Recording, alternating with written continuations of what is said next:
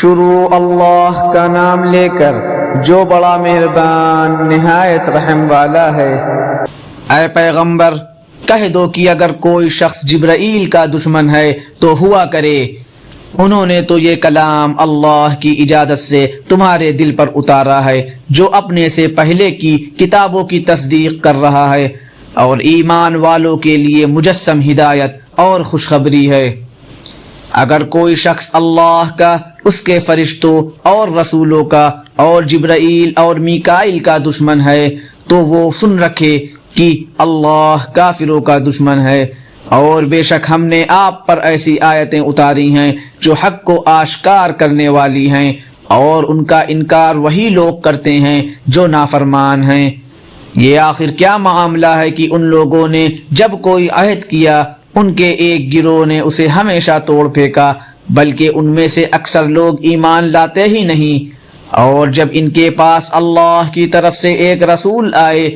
جو اس تورات کی تصدیق کر رہے تھے جو ان کے پاس ہے، تو اہل کتاب میں سے ایک گروہ نے اللہ کی کتاب تورات و انجیل کو اس طرح پسے پشت ڈال دیا گویا وہ کچھ جانتے ہی نہ تھے کہ اس میں نبی آخر الزماں صلی اللہ علیہ وسلم کے بارے میں کیا ہدایت دی گئی تھی۔ اور یہ بنی اسرائیل ان منتروں کے پیچھے لگ گئے جو سلیمان علیہ السلام کی سلطنت کے زمانے میں شیاطین پڑھا کرتے تھے، اور سلیمان علیہ السلام نے کوئی کفر نہیں کیا تھا، البتہ شیاطین لوگوں کو جادو کی تعلیم دے کر کفر کا ارتکاب کرتے تھے۔ نیز یہ بنی اسرائیل اس چیز کے پیچھے لگ گئے جو شہر بابل میں ہاروت اور ماروت نامی دو فرشتوں پر نازل کی گئی تھی۔ یہ دو فرشتے کسی کو اس وقت تک کوئی تعلیم نہیں دیتے تھے جب تک اس سے یہ نہ کہہ دیں کہ ہم محض آزمائش کے لیے بھیجے گئے ہیں، لہٰذا تم جادو کے پیچھے لگ کر کفر اختیار نہ کرنا۔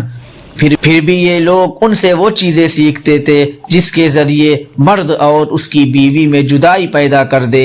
ویسے یہ واضح رہے کہ وہ اس کے ذریعے کسی کو اللہ کی مشیت کے بغیر کوئی نقصان نہیں پہنچا سکتے تھے،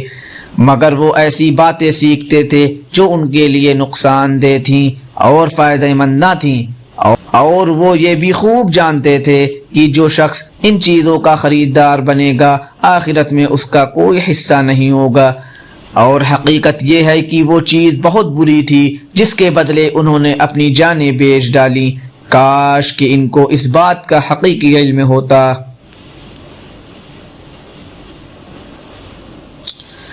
اور اس کے برعکس اگر وہ ایمان اور تقوی اختیار کرتے تو اللہ کے پاس سے ملنے والا ثواب یقیناً کہیں زیادہ بہتر ہوتا۔ کاش کہ ان کو اس بات کا بھی حقیقی علم ہوتا۔